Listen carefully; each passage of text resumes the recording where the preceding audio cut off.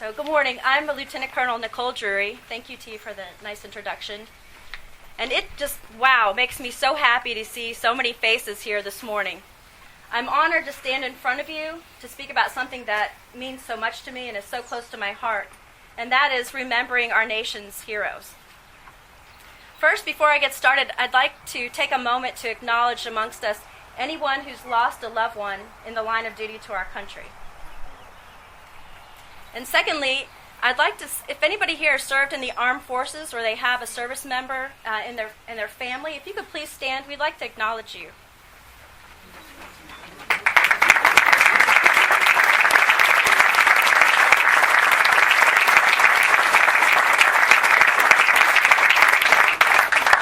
Let me just say for everybody that stood, I have the most respect and admiration for your sacrifice, and thank you for your service. 22 years ago this weekend, I graduated from the United States Air Force Academy and was commissioned as a second lieutenant. And I had this coin in my pocket. And it's tradition for all new officers to give a silver dollar to their first salute. And when my dad passed away in 2013, I found this silver dollar in his things. My dad was my first salute. And so on this Memorial Day, I have to remember him and his unwavering service to our country for nearly 30 years in the United States Air Force. I did better with that than I thought I was going to. So my first jobs in the military were engineering and weapons systems acquisitions and working in classified programs, but I wanted to do something different, to take care of people, not help take out people. And so the Air Force agreed to send me to get my master's, and I worked as a physical therapist for a number of years. I took care of the Thunderbirds and our special operations units, and mostly I worked with our wounded warriors coming back from combat. And I got heavily involved with research related to the polytrauma that these wounded warriors had. And then, as T said, I moved over into health administration. But the reason I share this with you is because the perspective I want to give you this morning is that of somebody involved in the business of military medicine. I want to give you the perspective of a military medic. And that's what I hope to share with you as we honor and celebrate Memorial Day this morning. So this weekend is a great time for barbecues and getting some time away from the office and marking the beginning of summer and rosé season. But most importantly, we're gathered here this morning in the cemetery at St. Peter's to honor the brave men and women who sacrificed their lives for our country. And not just those who died in military service, but those who died in battle. Memorial Day is a day that we as a country can come together and honor and remember those who answered America's call and paid the ultimate price. It's a day that we as Americans can come together as one body and say thank you, we are grateful to you, and we remember you. And today especially, I remember the brothers and sisters in arms that I lost. Is there some water? In total, our country has lost about 7,000 servicemen and women over the last 20 years. Thank you.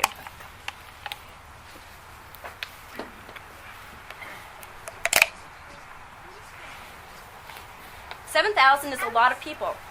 When you compare it to the number of Americans killed in Vietnam, which was about 90,000, we had over 400,000 killed in World War II and more than 100,000 killed in World War I.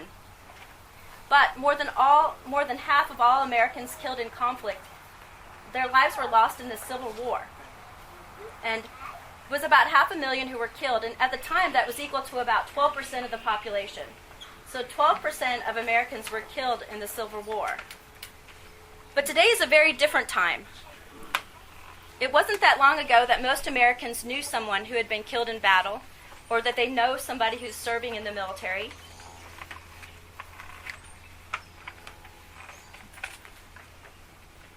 Fewer and fewer Americans have a personal connection to someone in the military.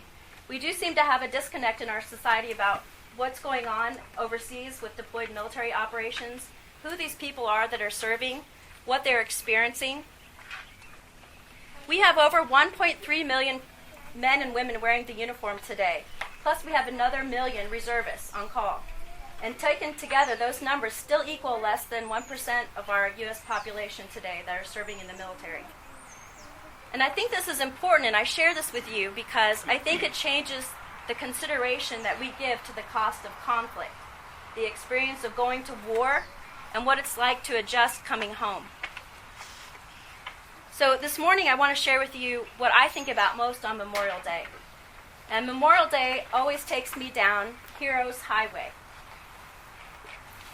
Heroes Highway consisted of a 100-foot-long tunnel that connected the helicopter pad to the trauma bay entrance of the Air Force Theater Hospital in Balad, Iraq. This tunnel was called Heroes Highway to honor the men and women who traveled through it. In 2008, I received orders to deploy to Iraq, and I knew firsthand that things were bloody and they were bad there. I was working in the burn center taking care of the amputees and heard their stories. I listened intently for hours as we took care of their wounds about what they had experienced. So in truth, I was a bit afraid to go. But I knew it was my duty, and I was very determined. My colleagues and I were prepared, and we were well trained to go.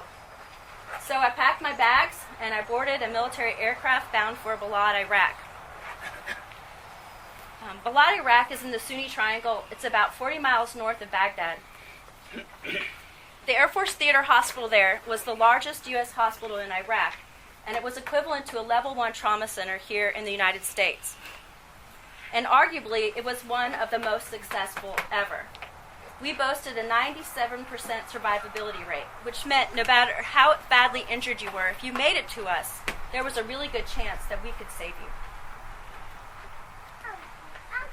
Over the course of the conflict, we had about 30,000 American wounded who came through the doors of our hospital in Balad. But sadly, about 4,500 Americans were killed in the Iraq conflict. When I arrived at Balad, I met the officer that I was replacing, and he said, "You need to get on the schedule." He said, "I'm going to spin class." So I put my gun and body armor on, and off I went with him to the gym. And honestly, it was probably as nice as a lot of Gold's gyms I'd seen, and the spin class was pretty great. It wasn't Soul Cycle, but it was pretty good. We had nice bikes and a sound system, and there were a lot of fit, sweaty people in there, and so I got on the bike. I started pedaling, and I thought, I can do this. This is going to be okay. Things are going to be all right. But about 15 minutes into class, the music was turned off, and there was a booming voice that came over from the sky, it seems, and it said, "All medics report to the hospital. All medics report to the hospital." So that was my first night there. And I didn't really know what to do, so I looked at all the other medics, and they were getting their things together, and they were sprinting off into the night. So I sprinted off into the night. And it was weirdly not unlike those old episodes of MASH that I used to watch with my dad. It was very surreal. It was dark outside, but I could see the lights coming on of the helicopters, because as soon as they would pass over the wall of the base, they would turn their lights on so they could see the helicopter landing pad. And we ran as fast as we could, and we got there, and we immediately got to work. We started to unload, and in my experience, it was all young men. I don't say that there weren't young women, but in my experience, it was all young men. Many of them still had their weapons on them, so we took their weapons off of them. Some of them were screaming. Most of them were silent. All of them were bleeding and needing our help. We cut off clothes and started IVs, and we started to triage, trying to get the most injured inside fastest. But all of our wounded traveled from that helicopter pad to our trauma bay in our hospital through that 100-foot tunnel. And that tunnel is Heroes Highway, and that's where my mind goes every Memorial Day. Heroes Highway was initially constructed during the Battle of Fallujah, and many of you probably saw that on the news as it was going on. It was a terrible battle. And we had so many casualties that we couldn't fit them all into the hospital. And so we erected this tent, and it was unfortunately during rainy season. And so initially the tent was built to keep them dry. But over time, the medics hung a huge flag. If you can imagine a tent like this, it was 100 foot long, connecting the helicopter pad to the trauma bays. And they took and hung an American flag on the ceiling. So if you can imagine, as we were pulling them off on these gurneys and wheeling them in towards the emergency area, they were laying on their backs and looking up at the American flag. And that flag was hung there by the medics to give some comfort to these wounded Americans. we hoped that it would make them feel safe and that they would know they were in American hands. I held many of their hands as we wheeled them through Heroes Highway, and I can tell you, they may not have known where they were or what happened to them, but they would look up and see that flag, and they would inevitably squeeze my hand. And you could see in their face, their eyes changed, their face changed. They knew that they were going to be all right. In 1814, Francis Scott Key looked up to see an American flag too, and that was at Fort McHenry. And the sight of that flag gave him hope, it reassured him, and it even inspired him to pen our national anthem.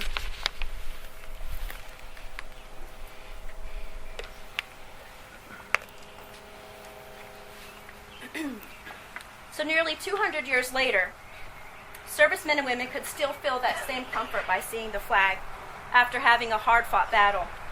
They could still see that the Star-Spangled Banner did still wave as they arrived at the Balad Hospital. They would also travel out of that tunnel when they were going home and being air evacuated out.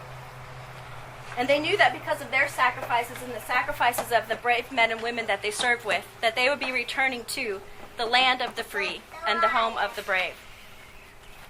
I want to share one other thing with you about Iraq.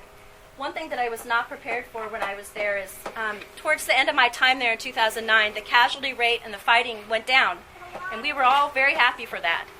But that meant we had some empty hospital beds, and the commander of the base wanted to do good with those empty hospital beds. And when I left, we had about 10% of the beds filled with Iraqi children. These children were victims of snipers, kerosene burns, blast explosions. They used kerosene to heat and cook there, which is very flammable and dangerous. Although the American troops did well in our hospital, the Iraqis did not fare as well. They had poor nutrition and lack of access to care. And so when my church asked me what they could do to support me while I was there, I think they were surprised that I asked for kids' vitamins and kids' toys. But I did forge a relationship with many of the Iraqi families of the children that we treated.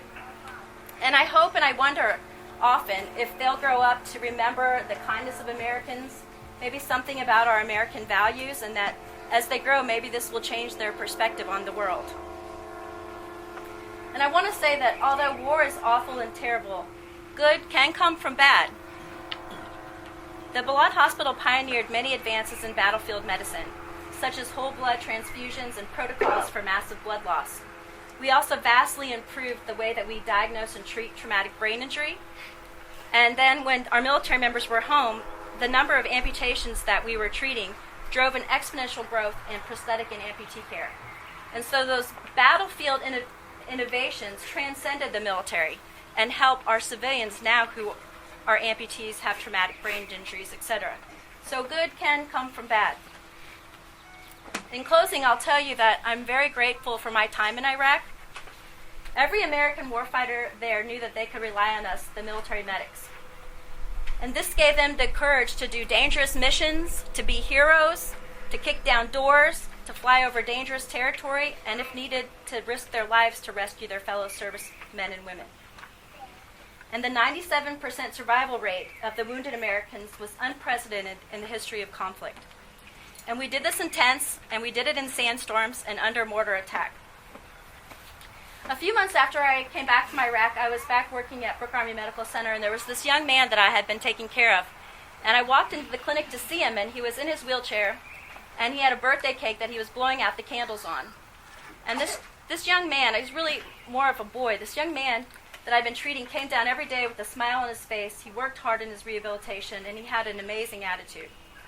I got closer. His mother was standing there next to him, and his little brothers were climbing on his wheelchair. And I got close enough to read the cake, and the cake said, "Happy 21st."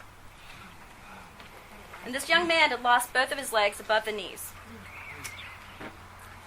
And I was overwhelmed with emotion. One, I was grateful for the sacrifices that he made for our country. And two, I was grateful to the men and women who would not come back to blow out the candles on another birthday cake. I want to tell you something about these men and women that did not come back. These men and women were smart, fit, brave, loyal. These are the men and women that you would want to be your friends, your neighbors, your co-workers. And I feel honored to have had the opportunity to care for them. Today, when people ask me why I volunteered to serve and why I say the most rewarding moments of my career were spent in a 100-foot-long tent, I can't always easily answer them, but mostly I tell them that I was witness to the character, bravery, and sacrifice of our soldiers, airmen, Marines, and sailors. I traveled Heroes Highway with many of them and stood on the sacred soil where some of them died. Gratefully, more than 97% of our patient soldiers did come back much on a plane like I did.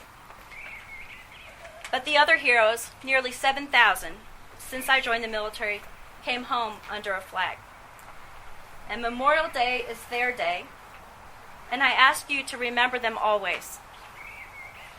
And today, this weekend, I ask you to spend some extra time with your loved ones, to put away personal strife, and to remember your freedoms.